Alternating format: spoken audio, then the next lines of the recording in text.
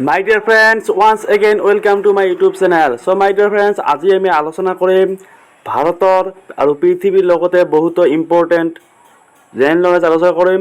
তো বলক পলম নকৰি আজি ভিডিঅ'টো আৰম্ভ কৰোঁ। বন্ধুসকল, এক নম্বৰ প্ৰশ্নটি আছে কোনখন অসমৰ ভিতৰত সৰ্ববৃহৎ জলাশয়? ইয়াৰে এ অপশ্যনটি আছে দীপৰ বিল, বি অপশ্যনটি আছে চনবিল, চি অপশ্যনটি আছে কুমৰী বিল হ্ৰদ আৰু ডি অপশ্যনটি আছে চান্দুবি হ্ৰদ। বন্ধুসকল, ইয়াৰে শুদ্ধ উত্তৰ হ'ব অপশ্যন বি চনবিল হ্ৰদ হ'ব ইয়াৰে শুদ্ধ উত্তৰ। দুই নম্বৰ প্ৰশ্নত আহিছোঁ। দুই নম্বৰ প্ৰশ্নটি আছে বিশ্বৰ সৰ্ববৃহৎ আন্তঃৰাষ্ট্ৰীয় সংস্থা আৰু লীগ অফ নেশ্যনৰ উত্তৰাধিকাৰী কোন? ইয়াৰে ক অপশ্যনটি আছে ইউনেস্কো, খ অপশ্যনটি আছে ইউএনঅ, গ অপশ্যনটি আছে ইউনিচেফ আৰু ঘ অপশ্যনটি আছে ওপৰৰ কোনোটোৱেই নহয়। তো ইয়াৰে শুদ্ধ উত্তৰ হ'ব অপশ্যন খ ইউএনঅ হ'ব ইয়াৰে শুদ্ধ উত্তৰ। তো এতিয়া আহিছোঁ ৩ নম্বৰ প্ৰশ্নলৈ। ৩ নম্বৰ প্ৰশ্নটি আছে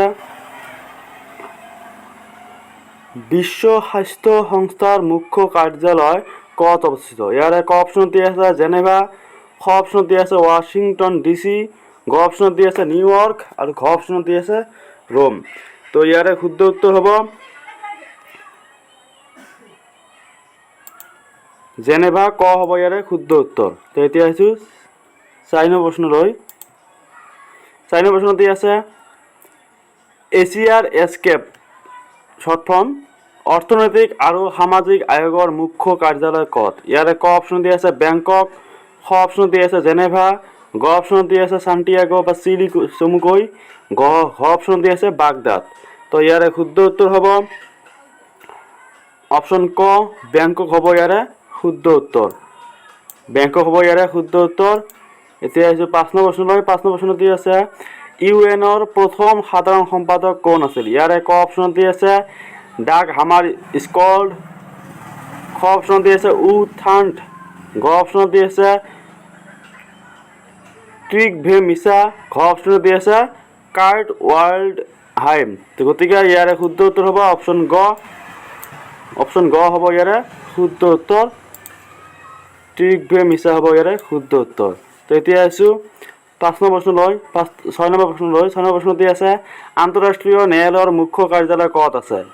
ইয়াৰে এ অপশ্যনটি আছে জেনেভা, বি অপশ্যনটি আছে হেগ, চি অপশ্যনটি আছে ৰোম আৰু ডি অপশ্যনটি আছে ভিয়েনা। তো গতিকে ইয়াৰে শুদ্ধ উত্তৰ হ'ব অপশ্যন বি হেগ হ'ব ইয়াৰে শুদ্ধ উত্তৰ। এতিয়া আহিছোঁ ৭ নম্বৰ প্ৰশ্নলৈ। ৭ নম্বৰ প্ৰশ্নটি আছে G7ত অন্তৰ্ভুক্ত। ইয়াৰ এ অপশ্যনটি আছে দক্ষিণ আফ্ৰিকা, বি অপশ্যনটি আছে অষ্ট্ৰেলিয়া, চি অপশ্যনটি আছে ভাৰত, ডি অপশ্যনটি আছে ইটালী। তো গতিকে ইয়াৰে শুদ্ধ উত্তৰ হ'ব অপশ্যন ডি ইটালী হ'ব ইয়াৰে শুদ্ধ উত্তৰ। এতিয়া আহিছোঁ পৰৱৰ্তী প্ৰশ্নলৈ। ৮ নম্বৰ প্ৰশ্নটি আছে অসমত পোৱা সৰ্বোচ্চ বৃক্ষবিধৰ নাম কি? ইয়াৰে ক অপশ্যনটি আছে শিমলু, খ অপশ্যনটি আছে নাৰিকল, গ অপশ্যনটি আছে হলং আৰু ঘ অপশ্যনটি আছে আম।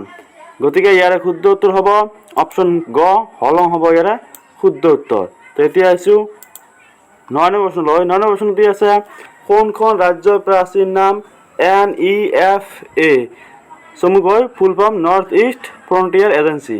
ইয়াৰে এ অপশ্যনটি আছে নাগালেণ্ড, বি অপশ্যনটি আছে মিজোৰাম, চি অপশ্যনটি আছে অৰুণাচল প্ৰদেশ আৰু ডি অপশ্যনটি আছে অসম।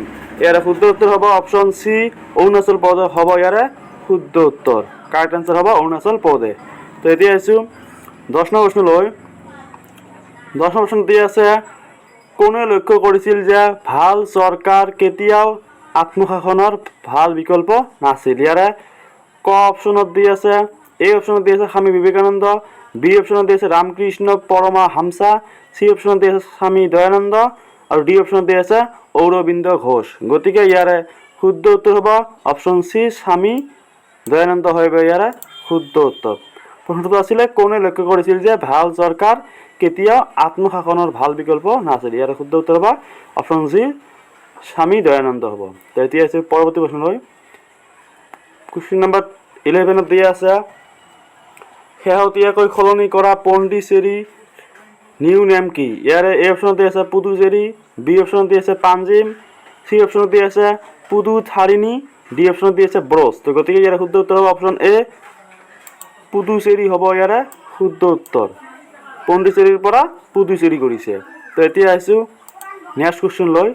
নেক্সট কুৱেশ্যনত দি আছে ভাৰতত বয় স্কাউটছ আৰু চিভিল গাইডছ আন্দোলনৰ প্ৰতিষ্ঠাপক কোন আছিল? ইয়াৰে এ অপশ্যনত দি আছে ৰিচাৰ্ড ষ্টেম্পল, বি অপশ্যনত দি আছে বেডেন পাৱেল, সি অপশ্যনত দি আছে চাৰ্লছ এণ্ড্ৰু, ডি অপশ্যনত দি আছে ৰবাৰ্ট মণ্টগমেৰী। ইয়াৰে শুদ্ধ উত্তৰ হ'ব অপশ্যন বি বেডেন পাৱেল হ'ব ইয়াৰে শুদ্ধ উত্তৰ। তো এতিয়া আহিছোঁ নেক্সট প্ৰশ্ন লৈ। 13 প্ৰশ্নত দি আছে ভাৰতৰ সৰ্বোচ্চ জলপ্ৰপাতটো কোন ৰাজ্যত অৱস্থিত? ইয়াৰে এ অপশ্যনত দি আছে অন্ধ্ৰপ্ৰদেশ, বি অপশ্যনত দি আছে অসম, সি অপশ্যনত দি আছে মহাৰাষ্ট্ৰ, ডি অপশ্যনত দি আছে কৰ্ণাটক। গতিকে ইয়াৰে শুদ্ধ উত্তৰ হ'ব অপশ্যন ডি কৰ্ণাটক হ'ব ইয়াৰে শুদ্ধ উত্তৰ। কাৰেক্ট এনচাৰ হ'ব কৰ্ণাটক। তো এতিয়া আহিছোঁ কুৱেশ্যন নাম্বাৰ 14 লৈ। 14 প্ৰশ্ন দি আছে ইউনেস্কোৰ বিশ্ব ঐতিহ্যৰ ক্ষেত্ৰত গ্ৰেট হিমালয়ান ৰাষ্ট্ৰীয় উদ্যান ক'ত অৱস্থিত? ইয়াৰে এ অপশ্যনত দি আছে জম্মু কাশ্মীৰ, বি অপশ্যনত দি আছে উত্তৰাখণ্ড, সি অপশ্যনত দি আছে হিমাচল প্ৰদেশ আৰু ডি অপশ্যনত দি আছে নাগালেণ্ড। গতিকে ইয়াৰে শুদ্ধ উত্তৰ হ'ব অপশ্যন চি হিমাচল প্ৰদেশ হ'ব ইয়াৰে শুদ্ধ উত্তৰ। এতিয়া আহিছোঁ নেক্সট কুৱেশ্যন লৈ।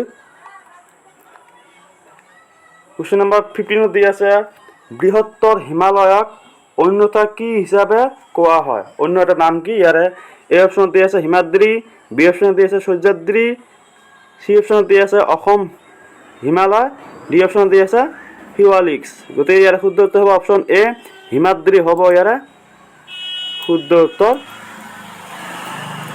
তো এইখিনি আছে আজিৰ ভিডিঅ'টো। যদি ভিডিঅ'টো ভাল লাগিছে প্লিজ চেনেলটো ছাবস্ক্ৰাইব কৰি ৰাখিব আৰু লাইক কৰিব নাপাহৰিব আৰু বন্ধু বান্ধৱীৰ সৈতে শ্বেয়াৰ কৰক। থেংক ইউ ফৰ ৱাচিং দ্য ভিডিঅ'।